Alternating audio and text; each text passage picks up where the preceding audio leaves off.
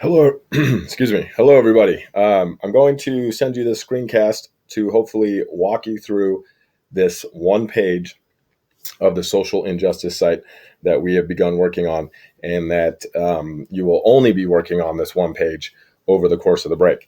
Uh, I know there's a lot of videos, but if you watch one or two a day, that should be about it. And the assignment along with the videos are relatively simple. I'm just asking for a little bit of participation, some commenting, and some responding. So let's get started. So the first thing I'm going to do is always remember to view these sites in preview mode. That way I can't delete anything on accident or move anything around. The writing, is obviously just information that I feel is, necessary to mention. However, you don't need to write it down or copy it down. Remember, everything is self-contained in this site for you to access anytime you want. So I'm really trying to minimize note-taking later on in the year, except for now. We need to practice note-taking, so I am having you take a lot of notes in your journal. But as we progress, you'll notice that really everything you need is covered for you in the digital framework. So right here, what I have are learning targets. And this is a handout that I meant to give you all, but I didn't get a chance to hand it out. But I will. But either way, you can always click on this link and it'll take you to the PDF document that has all of the learning targets that a 9th and 10th grader in English language arts is supposed to master. Is it a long list? Yes. Is it a completely doable list in the span of one semester? Absolutely not. So even though we have all these learning targets, just focus on the ones that I highlight in each unit. We're not going to be able to get to all of these. It's definitely impossible, but I'll pick and choose the ones that are the most important, and we will focus on those and make sure that we become efficient and proficient in those skills. So this is more of a reference for you. Take a look at it if you're interested. If there's a particular skill or target that you want to hit and I don't have it covered, maybe you can let me know. But for the most part, while we're working on the websites, just focus on the highlighted learning targets.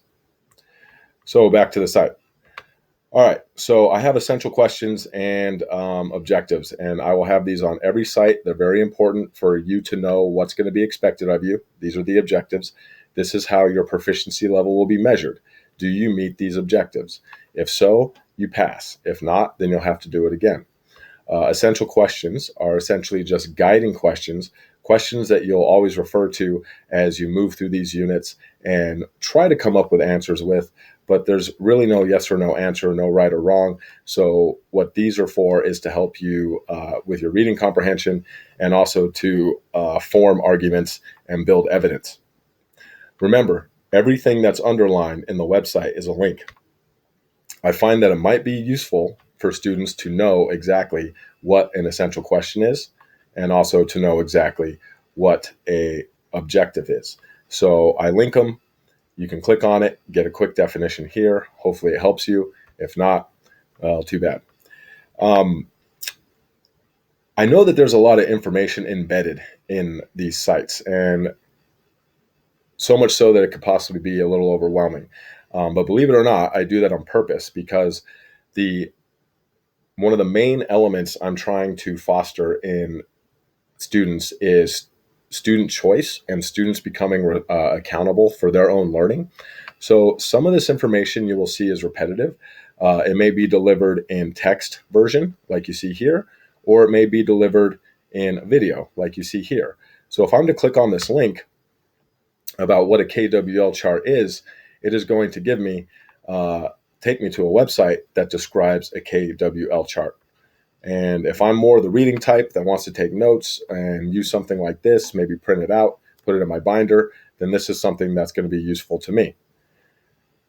Everyone should know how to use a KWL chart. Everybody should have either used this link or watched the video. But the reason I put all this information in here is because I want it to be accessible and I want you to know exactly why I'm using everything I'm using. Some students may absolutely hate the KWL chart format. As a matter of fact, it's not one of my favorites to actually use to write with, but in the end, it's a great measurement of student learning. So I do find it to be very useful when it comes to assessment. If you don't like it, then you can use Cornell Notes or possibly find your own method of taking notes, as long as you show it to me and it's keeping the notes in some sort of organized fashion. So I have directions here on what to use your KWL chart for, and then also a short video here. You should watch the videos. So you have questions on the KWL? Well, as a matter of fact, we'll watch this video. Just for clarification, it is not a type of owl. It is instead a type of graphic organizer.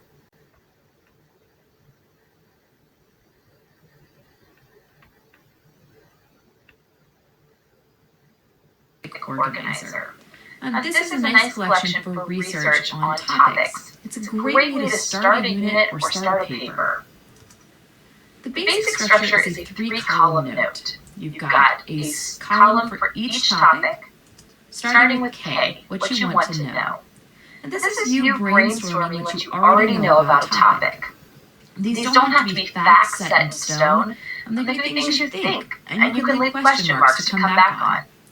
Which leads us to our middle column. This is what you want to know. It's a chance for you to create research questions to focus what you want. I see this lady, I think she kind of messed up a little bit. This is not what I want to know. This is what you already know. This column is what you want to know. I'll probably have to change this video, just noticing that now. But this is very important for you to use this as we move throughout this unit. You can continue to log things that come to your mind that you may have already known about. This column is very important.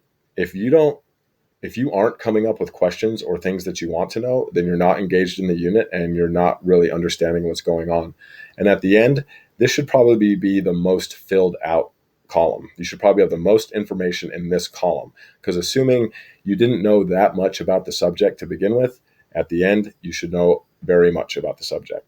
So I'm going to collect these, and I want to kind of see that happening, the progression of your learning as we move through this unit. Look at. Finally, L is what you've learned. Having completed your research, taken extensive notes, you have a chance to summarize what you've learned on your topic and help organize your thinking.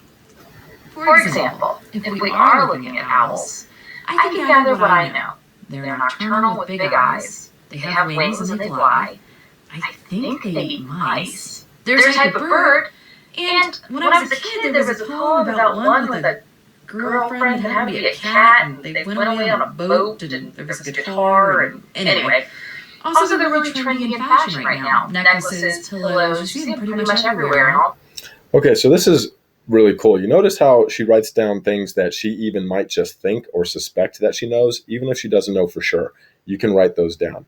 And then she also writes down what may seemingly be useless information. Yeah, I read a children's story about an owl once a long, long time ago. That is all background information. That is all schema, experience that you've had with the subject. And so you should really take your time to think of anything and everything, even if it seems trivial and not like very important information. You should still write it down in the no column. If it's in your brain, write it down. On all kinds of things. So what do I want to know? Where do owls live?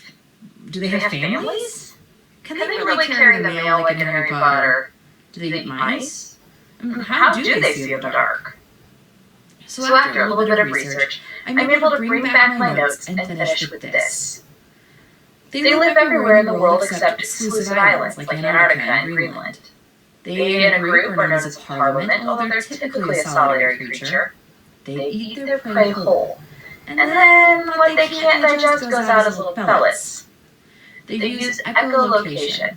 They call out, it bounces off of things they should avoid or what prey they're after. And they eat mostly mammals, but also some insects and fish, depending on the species.